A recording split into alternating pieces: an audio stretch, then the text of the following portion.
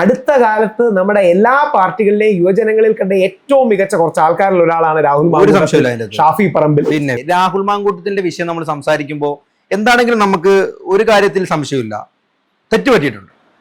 അതായത് ജാഗ്രത കാണിക്കണമായിരുന്നു. കാരണം നിയമവ്യവസ്ഥയുടെ കീഴിൽ നിൽക്കുന്ന MLA പോലുള്ള ഒരു വലിയ പദവി അലങ്കരിക്കുന്ന ഒരു വ്യക്തി ഇപ്പോൾ ഒരു സിനിമാ സ്റ്റാർ ആണെങ്കിലോ അല്ലെങ്കിൽ ഒരു എന്റർടൈൻമെന്റ് മേഖലയുള്ള ആളാണെങ്കിലും നമ്മൾ ഇത്രത്തോളം പ്രശ്നമാക്കുകയല്ല. അതൊക്കെ സ്വാഭാവികം, സർവ്വസാധാരണ.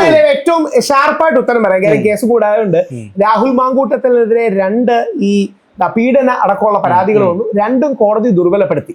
ആദ്യത്തെ കേസിൽ നിൽക്കില്ല എന്ന് പറഞ്ഞു, രണ്ടാമത്തെ ബാംഗ്ലൂർ പരാതി നിൽക്കില്ല എന്ന് പറഞ്ഞു. ഇനി 2 രാഹുൽ ബാംഗ്ലൂരിലെ കേസ് എനിക്ക് തോന്നുന്നത് ഭയങ്കര അൾട്ര ഫേക്ക് ആയിട്ട് എഴുതി മേടിച്ചോണ്ട് വന്ന പോലീസുകാർ പോയി. പക്ഷെ അതിന് മുമ്പുള്ള പീഡന അല്ലെങ്കിൽ ഗർഭിണിയായ അതുള്ളത് ജനുവനായിട്ട് അതിൽ തന്നെ ഈ പീഡന പരാതി കോടതി നിൽക്കില്ല എന്ന് കോടതിയുടെ വിധി തന്നെ അത് പറഞ്ഞിട്ടുണ്ട്. ഇതിന്റെ പ്രശ്നം എന്ന് പറഞ്ഞാല് ജാഗ്രത വേണമെന്ന് ചോദിച്ചാൽ തീർച്ചയായിട്ടും വേണം. രാഹുൽ ചെറുപ്പക്കാരനാണ്. ഇനി 2 ഏതെങ്കിലും രീതിയിൽ അങ്ങനെ വീഴ്ചകളോ എന്തെങ്കിലും പറ്റിയെങ്കിൽ അടുത്ത കാലത്ത് നമ്മുടെ എല്ലാ പാർട്ടികളിലെയും യുവജനങ്ങളിൽ കണ്ട ഏറ്റവും മികച്ച കുറച്ച് ആൾക്കാരിൽ ഒരാളാണ് രാഹുൽ മാങ്കൂട്ടത്തിൽ, ഷാഫി പറമ്പിൽ പോലുള്ള, സന്ദീപ് വാര്യർ, എം സ്വരാജ് ഭയങ്കര പണ്ഡിതനാണ്, ഭയങ്കര സ്കോളറാണ്.